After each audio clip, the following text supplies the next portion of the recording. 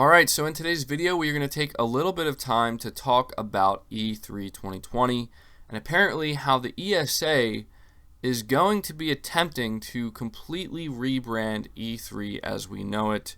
And if this gets you concerned, it should, because it sounds like it's going to be an absolute disaster, at least based off of what I'm reading here. And I know that I'm being a little bit pessimistic, or maybe even really pessimistic, but the thing about E3 that I think is important to understand is that it should really just be focused on the games, on the new games, on the game announcements, on the publishers, on new ideas, stuff like this, the things that we've all gotten excited about E3 for in the past, right? It's the reason why we show up to watch E3. We care about the games, we care about the new announcements, we care about what the console manufacturers have to say, what they have to show, new innovations, all these things.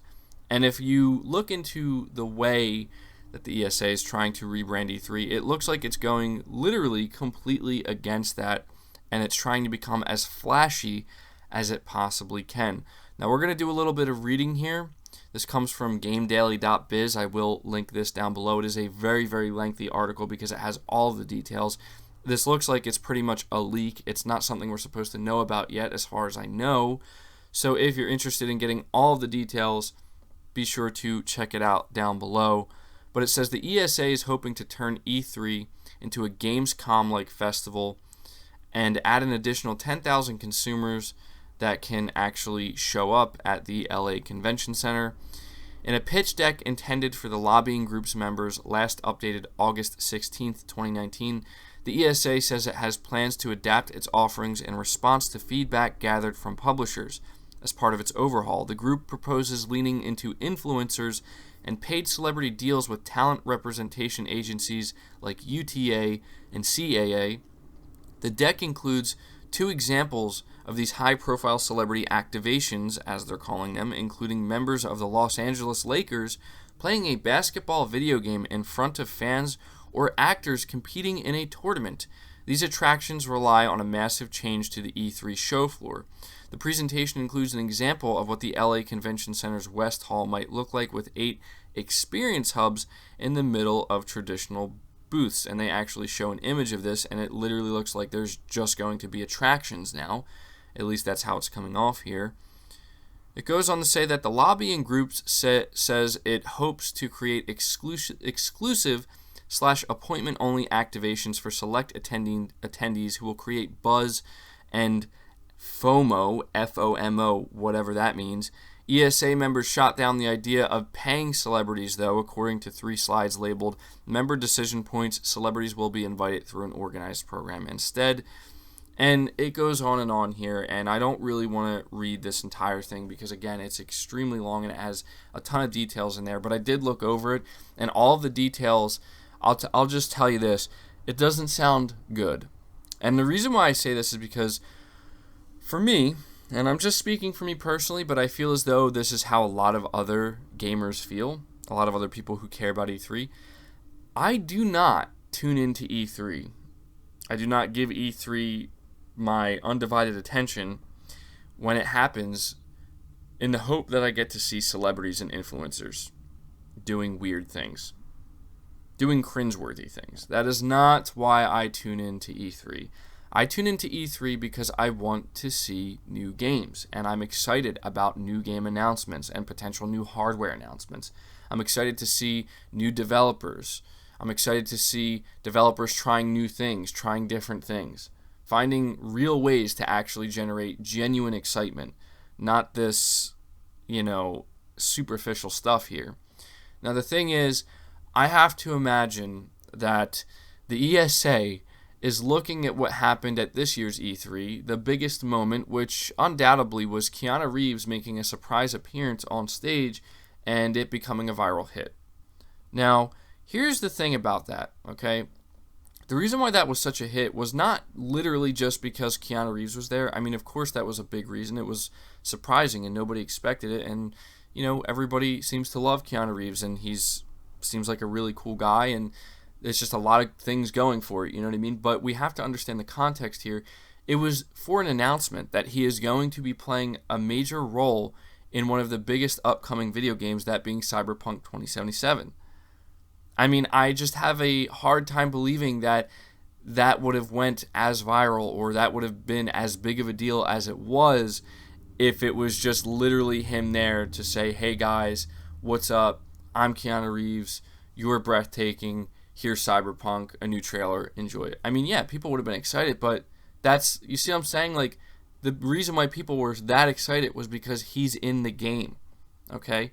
Like, that's the reason. But something tells me that that is a big driving force into the ESA suddenly trying to rebrand E3 into being focused on celebrities and influencers, and apparently attractions now of these celebrities and influencers just doing probably extremely cringeworthy things. That doesn't get me the least bit excited. That gets me the opposite of excited. And I understand that they're trying to shift E3 to become more of a fan festival, but there's a reason why E3 has always been kind of separate from these fan festivals, because again, the focus has been on the publishers, on the gaming media going out there and reporting on these new games, getting hands-on time with these games, getting interviews with game developers and, you know, these executives, and just all this stuff that, in my opinion, to me as a gamer is important. It's stuff that I get excited for. It's stuff that I'm going to be paying attention to. There's a reason why, once again, I have to reiterate here, every year E3 usually gets my undivided attention. Now, talking about Sony for a minute here, not just Sony, but Sony and Microsoft, we know that Sony didn't attend E3 2019, and that was a huge, huge hit to the ESA. And on top of that, we learned not that long ago that apparently the ESA really messed some things up by leaking a bunch of information from over, I think, like 2,000 attendees, including a lot of people who were considered influencers, who certainly do not want their information out there, but none of these people want their information out there, right? That is a huge problem, and that created a huge problem not only for the ESA but for E3 as well, because how is anybody going to show up now, right? How are they going to convince people to show up and give them their information? A lot of people were asking, why does the ESA need all of this information in the first place? But that's neither here nor there at this point.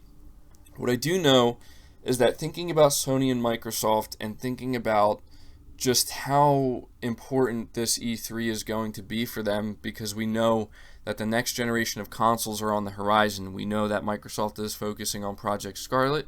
They have revealed that it has a release date of holiday 2020, and we know that Sony is going to be focusing very heavily on the PlayStation 5, and even though they haven't announced an official release date, we know it's most likely going to be coming holiday 2020.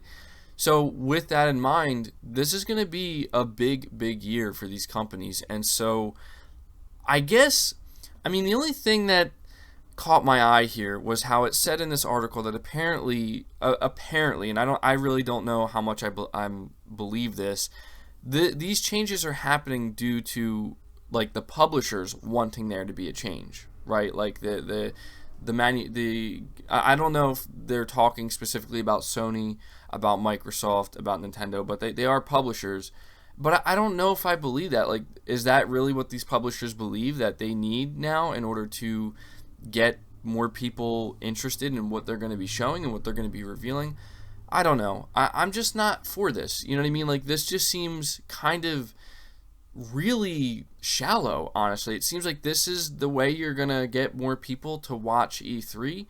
You know, to me, it just comes off as a section of the gaming industry trying so hard to appeal to a wider group of people that do not care about video games. And that's the real problem here.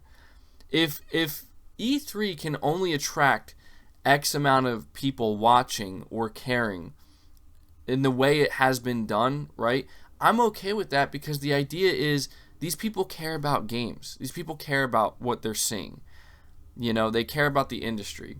And I understand that E3 started more as a trade show, and it's no longer that, but, you know, that's what happens over time. That was kind of like a natural shift. It didn't really seem like a forced one, in my opinion, to where this seems pretty forced. This seems pretty desperate, and it has me nervous. And I have, frankly, no idea what to expect from E3 2020. I just hope that whatever this is, whatever this weird festival influencer stuff they're trying to do. I only hope that it doesn't get in the way of the things that I care about. Because E3 again seems like gamers' Christmas to me, and I think that's how a lot of other gamers feel about it, and I just don't want that to be taken away. I don't want that to take a back seat in favor of, oh look, the Lakers, some Lakers players are playing a basketball game. Like, what? Right? Like, oh look, some actors who don't play video games, who don't care about video games, or maybe they would care. They said they're not paying them, but still, like, they're competing in a tournament. Like, I don't know. I mean, maybe I'm wrong. You know, I don't mean to be so negative or pessimistic here, but maybe I'm wrong. Maybe there are some aspects to this that would be cool, right? But again, there's a lot of details I'm leaving out here because I read through most of them, and to me personally, as a gamer, as somebody who watches E3, who cares about new game announcements, who cares about seeing game demos and reading the write-ups of these, you know, behind closed doors demos that we get of games, you know, that the press has to relay to us. That's the stuff I care about. I care about seeing the innovations, you know, the stuff that gets me excited as a gamer, not as somebody who is looking to see celebrities do weird things. I read through most of it, and I'm not excited. Like, I'm really going to be curious to see if Sony... I mean, I have to imagine Sony is not going to back out of E3 again, but we don't know. Sony's been so quiet and so mysterious in the way they're handling things. For all we know, they weren't even planning on showing up at E3 2020. You know, maybe they're just going to be doing their own thing. Maybe Microsoft will do that too. We don't know. I can only assume that both of these companies or console manufacturers are going to want to be there because they're going to have a lot to show off.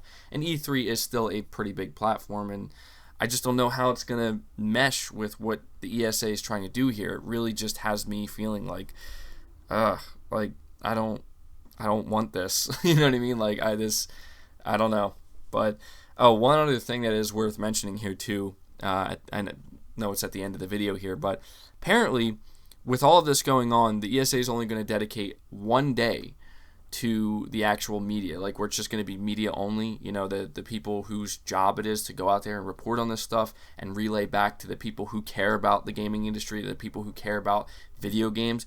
They're going to have one day to do all that work, and to me that just sounds absolutely ridiculous, because after that they're going to open the floodgates and the public is going to be able to get in, and you know, it's probably just going to be 10 times harder for them to do their job properly. So that, in my opinion, is not a good thing either. But we're going to have to wait to see, guys. At this point, I'm going to ask you to leave your thoughts down in the comments below. I'm going to be very interested to see what you guys have to say about this and how you feel about it. Are you feeling optimistic about it? Do you feel the same way I do, where you're just like, this is not a good thing? I'm actually really nervous about E3 now. And do you think that there's a chance Sony specifically might not show up at E3 2020, knowing they didn't show up at E3 2019, and they might do their own thing? Leave your thoughts down below. Leave the video a like if you did enjoy it, or if you found it informative. It really helps it out. Subscribe to the channel if you're new. Hit the bell notification icon so you never miss a video, and feel free to share this video out on top of all that. But until next time, guys, take care.